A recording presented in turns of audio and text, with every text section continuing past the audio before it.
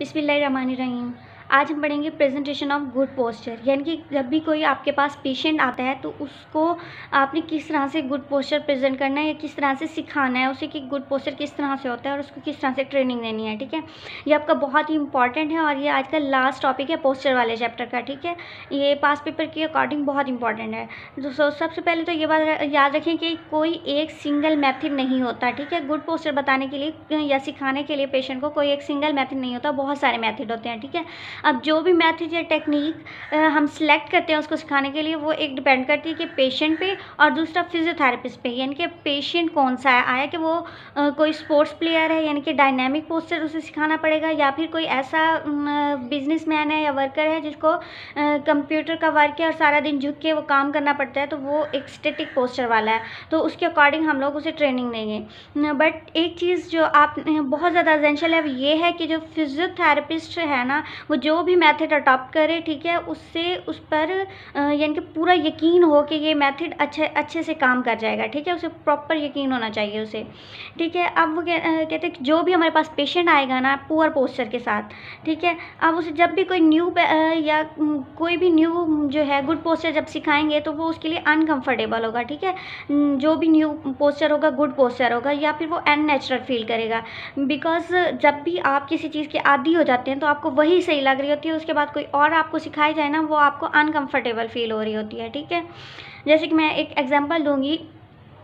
मेरी एक रूममेट थी, तो उसको आदत थी कि जब वो खाना खा लेती थी ना, खाने के बाद बेडशीट के साथ उसने हाथ साफ़ करने होते थे, तो हम लोग उसे जितना रोकते थे ना तो वो रुकती नहीं थी इस चीज़ से। उससे ये चीज़ मुसीबत नज़र आती थी कि जाए और हाथ धो के आए, क्योंकि उसके लिए वही उसकी कंफर्टेबल पोजीशन थी, वो वहीं पे जाके ना साफ़ कर लेती थी बेडशीट के साथ। तो इनका भी सेम यही होता है, वो झुक कर काम कर रहे होते हैं तो यही उनकी आदत बनी होती है, उनको यही कंफर्टेबल लग रहा होता है। अगर हम उन्हें सीधा करके स्ट्रेट बिठाएं या उन्हें गुड पोस्चर सिखाएं तो ये उनके लिए अननेचुरल और अनकंफर्टेबल उन्हें फील हो रहा होता है। ठीक है, तो इसमें सरप्राइज होने वाली कोई बात नहीं है। ठीक है, हमने उन्हें बताना है, हम लोगों ने बताना है कि तुम्हारा राइट पोस्चर कौन सा है, कौन सा पोस्चर है जिसमें तुम एफिशिएंटली वर्क करोगे। ठीक है, एज अ फिजियोथेरेपिस्ट हमने उसे सेल करना है गुड पोस्चर। ठीक है, उसे कन्विंस करना है हमने कि गुड पोस्चर ये है और इसके इतने फ़ायदे हैं और तुमने यही अडॉप्ट करना है। ठीक है, तो इसको गुड पोस्चर सिखाने के लिए हम मिरर का भी यूज़ कर सकते हैं कि शीशे के सामने उस बंदे को खड़ा कर देते हैं और उसे मतलब ट्रेनिंग देते हैं, सिखाते हैं कि अपने शोल्डर इस तरह से रखो। ठीक है, अपनी आर्म्स इस तरह से सीधी रखो, एयर का लेवल और शोल्डर का लेवल ठीक हो, पेल्विक टिल्ट ठीक करवाते हैं। ठीक है, मिरर के सामने खड़ा करके, या फिर पोस्चर रिकॉर्डर मिलते हैं। ठीक है, जिसमें पोस्चर वीडियो टेप्स होती हैं। ठीक है, उसमें पोस्चर बना होता है। ठीक है, गुड पोस्चर, तो वो सिखा देते हैं। उसके अलावा कुछ गुड पोस्चर फोटोग्राफ्स होते हैं जो एक्सपर्ट से ली होती हैं। ठीक है, एक्सपर्ट्स होते हैं जिनके गुड पोस्चर की फ़ोटोग्राफ्स होती हैं, तो वो कंपैरिजन करते हैं, उनको पुअर और गुड पोस्चर में फ़र्क सिखाते हैं। ठीक है, और जो वीडियो टेप्स वाला है ना, ये ज़्यादातर हम करते हैं उसमें डायनामिक पोस्चर में। डायनामिक पोस्चर जैसे कि प्लेयर्स होते हैं ना, जैसे यहाँ पर लिखा हुआ है टेनिस, डाइविंग और लिफ्टिंग, ये टेक्निक्स हैं। ठीक है, इसमें जो फिजियोथेरेपिस्ट है वो उसे ट्रेनिंग देते हुए एक रिकॉर्डिंग कर लेगा। ठीक है, उसके पोस्चर की, और फिर पुअर पोस्चर, और जब ट्रेनिंग दे लेगा एक गुड पोस्चर सिखाएगा तो उसकी भी करेगा। ठीक है, रिकॉर्डिंग, तो बाद में उनको दिखाएगा कि ये तुम्हारी सही वाली है, ये गलत वाली है पुअर पोस्चर। तो उन्हें जब एक कंपेरिजन पता चल जाएगा ना, तो इससे इनकी ट्रेनिंग बार बार फिर उसी वीडियो टेप को दिखाकर जो गुड पोस्चर वाली है उससे फिर उनकी ट्रेनिंग करवाते हैं। ठीक है, अब ट्रेनिंग जो होती है स्टैटिक पोस्चर की, ये बेसिक होती है इरेक्ट पोजीशन में। इरेक्ट पोजीशन क्योंकि मोस्टली हम लोगों में से जो लोग होते हैं ना, जैसे हमें बच्चों के अलावा बाकी जितने भी लोग हैं मोस्टली उनको या तो बैठकर काम करना होता है या खड़े होकर। ठीक है, स्टैंडिंग या सिटिंग में होते हैं, तो एक इरेक्ट पोजीशन में हम स्टैटिक पोस्चर की ट्रेनिंग देते हैं, ये बहुत ज़रूरी होता है। ठीक है, जब इसमें देंगे तो इस का फ़ायदा यही होगा क्योंकि मोस्टली लोग इसी में वर्क कर रहे होते हैं, तो इसकी ट्रेनिंग स्टैटिक पोस्चर की ट्रेनिंग देना बहुत ज़रूरी होता है। ठीक है, अब इरेक्ट पोस्चर में हम कंट्रोल सिखाते हैं बॉडी के सेगमेंट्स का। ठीक है, अब बॉडी के सेगमेंट्स जो हैं लाइक ये जैसे हेड है। ठीक है, हेड की पोजीशन, पेल्विक टिल्ट की पोजीशन और हमारे फीट्स जो हैं इनकी पोजीशन। ठीक है, ये तीन ऐसे पार्ट हैं, अगर इनकी पोजीशन बॉडी में ठीक हो जाए ना तो पूरी बॉडी को ये कंट्रोल करते हैं। ठीक है, ओवरऑल यानी कि एक बंदा है वो आगे सर करके बैठता है, फॉरवर्ड हेड उसकी पोजीशन है, जब वो सर आगे करके बैठता है ना तो उसके साथ साथ उसके कंधे भी राउंडेड हो जाते हैं, ठीक है। उसकी जो बैक है वो भी, स्पाइन की जो कर्व है, थोरेसिक कर्व, वो भी उसके साथ टिल्ट हो जाती है, ठीक है। उसका कुब निकलना शुरू हो जाता है, तो ये सारी उसकी पोजीशन ख़राब होना शुरू हो जाती है। इसीलिए जब हम उसका सर ठीक करते हैं ना, हेड उसका स्ट्रेट करेंगे तो बाकी भी पोस्चर ठीक होना शुरू हो जाएगा। वैसे ही पेल्विक टिल्ट और फीट है, जब इनकी पोजीशन सही होगी तो बाकी पूरी बॉडी का डिपेंड इन्हीं पे करता है। तो इसी को सबसे ज़्यादा हमें ज़रूरत होती है सही करने की, ठीक है। सो इसके बाद वो कहते हैं जो भी हम न्यू पोस्चर एस्टैब्लिश करते हैं ना, पोस्चर का पैटर्न, ठीक है, उसको हमें ज़रूरत होती है कि प्रोलॉन्ग होल्डिंग करें अगेंस्ट मैक्सिमम रेजिस्टेंस, यानी कि उस पोस्चर को हम होल्ड करवा के रखें मैक्सिमम रेजिस्टेंस के अगेंस्ट। फॉर एग्जांपल कोई भी स्पेसिफिक पोस्चर बनवाया हम लोगों ने, जैसे ये खड़ा हुआ है, ठीक है, ये तो हेड वर्टेक्स की एग्जांपल है ना। इसी तरह से कोई भी इसके जैसे ये शोल्डर्स हैं, तो इस पर हम हाथ रख के मैनुअल रेजिस्टेंस देते हैं और इसको कहते हैं इसके अगेंस्ट होल्ड करो, ठीक है, अपने कंधे होल्ड करके रखो, ठीक है। जब थोड़ी देर बाद उसे रिलैक्स करवा देते हैं। तो इसी तरह डिफरेंट तरीक़ों से हम लोग उसे रेजिस्टेंस देते हैं और मैक्सिमम रेजिस्टेंस अगेन पर लॉन्ग टाइम के लिए होल्डिंग करवा के रखते हैं, जिससे इनकी अच्छी प्रैक्टिस होती है स्टैटिक पोस्चर में। अब ये हेड, पेल्विक टिल्ट और ये जो फीट हैं, इनकी एग्जांपल्स दी गई हैं अलग अलग, ठीक है। हेड में क्या करते हैं, जो सर है ना, सर में upward thrust of the vertex in erect position में be sufficient to achieve satisfactory alignment of the whole body, यानी कि आप ये जो सर है, ठीक है, हम उसे सीधा स्ट्रेट खड़ा करवा के उसे कहते हैं कि सर का ये जो टॉप वाला पार्ट है ना, ये इसका है वर्टेक्स, यानी कि टॉप पार्ट जो हेड का होता है वो वर्टेक्स होता है। और थ्रस्ट का मीन है कि अपवर्ड फोर्स लगाएं, तो हम इसे कहते हैं कि अपने हेड से अपवर्ड फोर्स लगाओ। इस तरह जब वो बिल्कुल स्ट्रेट करते हैं ना हेड, तो ये इसकी हेड के साथ एक्सरसाइज होती है। हेड जब अलाइनमेंट में आएगा तो पूरी बॉडी अलाइनमेंट में आ जाएगी। तो स्टार्ट में अगर ये इसकी मसल्स पे स्ट्रेस ना पड़े इसे, क्योंकि बहुत ज़्यादा पावरफुल ये चीज़ है, एक्सरसाइज है, तो इसमें थोड़ी सी फटीग हो जाती है। तो फटीग ना हो, टेंशन ना हो मसल में, तो पहले लेटे हुए करा लेते हैं स्पाइन में या हाफ लाइन में, ठीक है, स्पाइन में या हाफ लाइन में या सिटिंग पोस्चर में करवाते हैं। उसके बाद स्टैंडिंग वाले में आ जाते हैं, ठीक है। ये हम अपवर्ड थ्रस्ट वाली एक्सरसाइज कराते हैं कि उसे ये लेट के सेम उसके फीट जो होंगे वो सपोर्टिंग होंगी किसी सरफेस के अराउंड, और उसे कहेंगे सर को बाहर की तरफ यानी कि अपवर्ड प्रेशर लगाओ, ठीक है। तो इससे इसकी ये एक्सरसाइज हो जाएगी। देन नेक्स्ट हमारे पास आती है पेल्विक टिल्ट, ठीक है।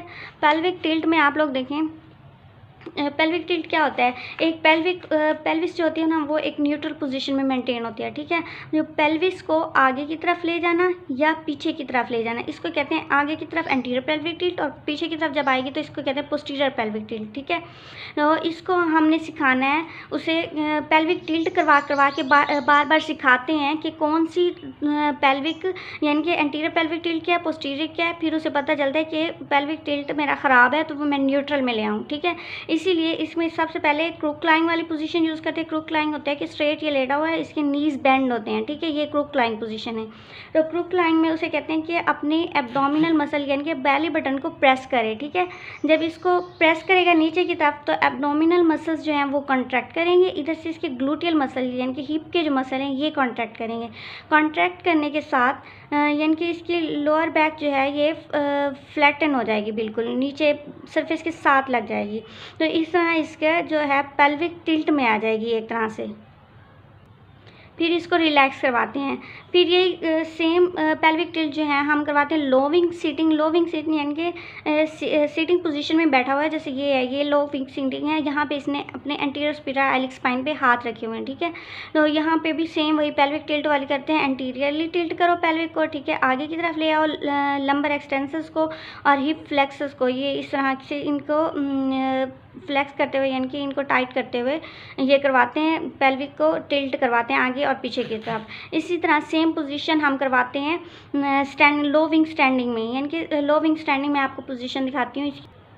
ये पोजीशन है लोविंग स्टैंडिंग, यानी कि अपनी जो हैंड्स है ना उसने यहाँ पे एंटीरियर स्पाइरल स्पाइन के पास रखे हुए हैं और इस कंडीशन में पेल्विस को रोटेट करना है आगे की तरफ और पीछे की तरफ। तो इस एक्सरसाइज से उसे फील होगा कि आगे की तरफ पेल्विक किस तरह टिल्ट होती है, पीछे की तरफ टिल्ट कैसे होती है और न्यूट्रल किस तरह रखी जाती है। तो ये उसकी एक्सरसाइज हो जाती है पेल्विक टिल्ट में। सेम इसी तरह हम फीट की एक्सरसाइज, ठीक है, फीट के लिए वो कहते हैं कि फीट अगर पेनलेस हो, मोबाइल हो, स्ट्रॉन्ग फीट हो तो स्टेबल बेस बनती है, जिसकी वजह से बॉडी जो है वो बैलेंस में रहती है और सपोर्टेड रहती है, ठीक है। तो अगर तो ये जो है आर्चेज़ हैं, फीट जब भी आपके पाँव होते हैं ना, ठीक है, वो आर्च की फॉर्म में इस तरह से होते हैं, ठीक है। ये साइड पे जो होती हैं ये इसकी आर्चेज़ होती हैं, लॉन्गिट्यूडिनल आर्चेज़ और एक ट्रांसवर्स आर्च होती है, ठीक है। तो इसको ब्रेसिस का मतलब होता है सपोर्ट करना। सपोर्ट या तो इंटरनली तौर पर मसल्स, लिगामेंट्स वगैरह भी करते हैं, या फिर बाहर से कोई ऐसी चीज़ रख देते हैं शूज़ के अंदर या फिर फुट के अराउंड प्लेस कर देते हैं जिससे उसको सपोर्ट मिल रही होती है, ठीक है। तो यहाँ पे इंटरनल सपोर्ट की बात की गई, यानी कि उसके जो मसल्स हैं, लिगामेंट्स हैं फुट के, ठीक है, वो आर्चेस को ब्रेस दे रहे होते हैं, ठीक है। अगर ये ब्रेसेस सही हैं तो बॉडी का जो वेट है ना वो फॉल कर रहा होता है समिट, यानी कि ये जो टॉप पॉइंट है ना इसका आर्चेस का, इसकी टॉप पॉइंट के थ्रू वेट फ्लोर पे जा रहा होता है और फ्लोर पे जाके ये डिस्ट्रीब्यूट हो जाता है इवनली, यानी कि फीट के दौरान पूरा प्रॉपर हो जाता है, जिसकी वजह से हमारी जो बॉडी है वो सपोर्टेड रहती है, बैलेंस में रहती है, ठीक है। जब चलते हैं तो चलते हुए भी वेट इसी तरह ट्रांसफ़र हो जाता है एक फुट से दूसरे फुट पर, ठीक है।